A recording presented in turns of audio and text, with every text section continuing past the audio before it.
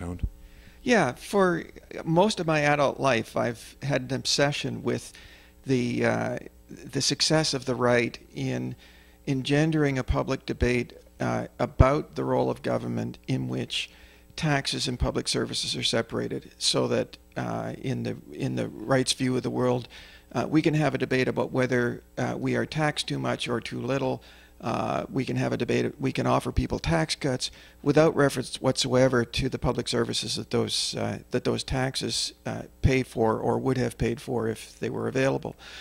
And over the years, I've developed a little bit of a pattern in public speeches about this, in which I kind of invite people to walk through their day and imagine the public services that they use as they go through their day. And I make the point that if you live in an urban area, for example, from the moment you turn on the water tap to brush your teeth in the morning until you flush the toilet at night before you go to bed, you're consuming public services constantly without even thinking about it. And what Richard and I wanted to do was to go from that I think pretty appealing anecdote that underlines the importance of public services to actually try to measure it.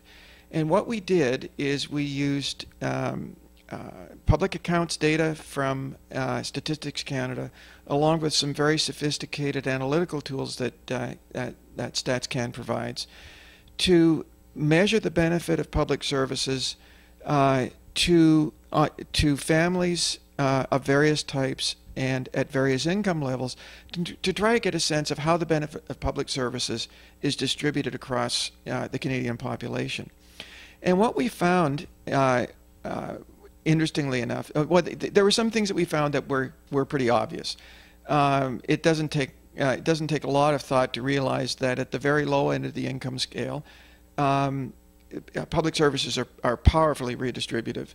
And so it wouldn't surprise anybody to know that the benefit from public services relative to private income is very high for people at the low end of the income scale. But what really surprised me, actually, was that once you get beyond very low incomes, the dollar value per capita of public services is pretty much a constant per capita amongst all Canadians, regardless of the type of household that they live in and regardless of their income. Now, obviously, the composition of people's benefit from public service varies depending on their age and their life circumstances. For example, if you've got kids, you're getting a benefit from the elementary and secondary education system that you're not if you're a senior citizen. On the other hand, seniors tend to consume more healthcare services, and they obviously get more benefits from transfer payments like the Old Age Security and the Canada Pension Plan. But overall, it works out to an average of around $15,000 to $20,000 per capita in benefit from public services. Per person or per taxpayer? Per person. So in a family of four individuals, and that $15,000 to $20,000 benefit, as I said, is that range is pretty much constant regardless of family type, regardless of income. What that means is that particularly for family, and the other thing that we found really interesting about this is that most people, when they talk about public services, will fall into the trap of thinking, well, I pay taxes so that somebody else will benefit from the public services that the taxes that I'm paying aren't benefiting me. What this study shows is that's actually not true, that for the most part we all benefit from the services that we provide with our taxes.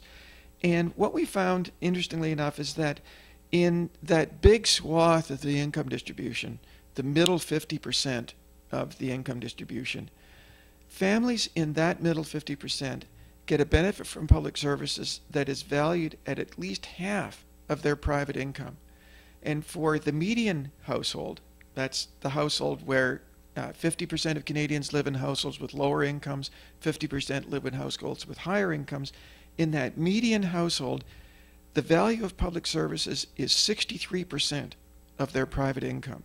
How does that compare with the taxes they're paying? Well, taxes are roughly proportional to income, so you figure it's about 35%. So it's a huge bargain for the average Canadian family, and well into the upper middle income range. It still makes a significant contribution to the standard of living. It still makes a considerable contribution to people's quality of life.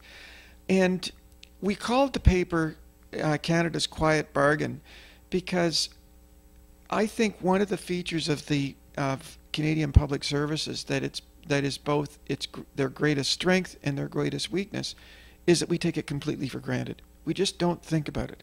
We go through our day from beginning to end, and we really don't think about how much public service we're actually consuming, how much of our consumption is actually consumption of public services during that day.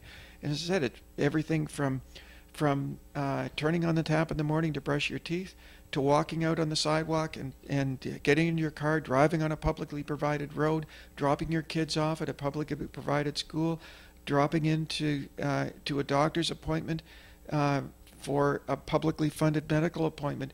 The list just goes on, and we're completely unconscious of it. That's a great strength because it speaks to the importance of public services to our sense of security as Canadians, that we just don't think about these things. At the same time, it's a great weakness because we're completely unconscious of those benefits. And so when someone comes to your door, knocks on your door and says, I'm going to give you something for free, I'm going to give you a tax cut, it's easy to forget what's paid for out of those tax dollars. The Conservatives like to talk about big government. What does your study do to the notion of big government?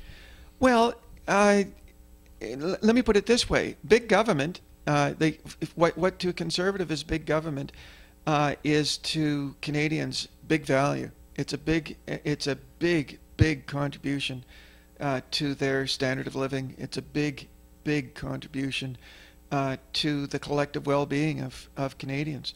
And as I said, whether it's expressed in terms of healthcare or education or just mundane things like getting from place to place and having fresh, clean water to drink when you turn on the tap. Do you have any suggestion of what progressives need to do in order to reinforce this point of view, to get people thinking of it as of taxes as a big value rather than something that pays for big government? Well, I'd say two things. One is that it's really important not to let the glib premises that lie behind the tax cutters' arguments stand. I mean, everybody's heard them all. Get the government's hand out of my pocket. I'd be better off if I had my money to spend than if the government has my money to spend. The fact is that the data show that neither of those things is really true. That you get a huge benefit from the consumption that we do collectively, and it's important to challenge those premises. And sometimes that means it makes you a bit boring, right? Because you're challenging those glib assumptions that people make over beers in a bar or over the water cooler at work. But I think you've really got to challenge those premises. And the bigger picture way of putting that is that I think we need to take a page out of the book of the right in creating the situation, the political environment that we're in now. Just as the right made huge gains in public perceptions of the role of government and the role of public services by separating public services from the taxes that pay for them in public debate, it's the job of progressives to reconnect those things. That's why I think, for example, that it's really in the long run not very helpful for progressives to jump onto the bandwagon when right-wingers start complaining about taxes. I think it's really important to keep reminding people that no matter what we may feel about the distributive effect of a particular tax, the bottom line is that the most powerful redistributive effect of taxes comes through the services that the taxes pay for. That's why, for example, and you get them back. And you get them back. And one of the things that I think ought to be a bit of an eye opener for progressives in the report that Richard and I did is that viewers of this tape will remember that when Stephen Harper was proposing to cut the GST, there was a very aggressive lobby from the Federation of Canadian Municipalities and others arguing, don't cut the GST, give that money to local governments and let local governments spend it on services to people.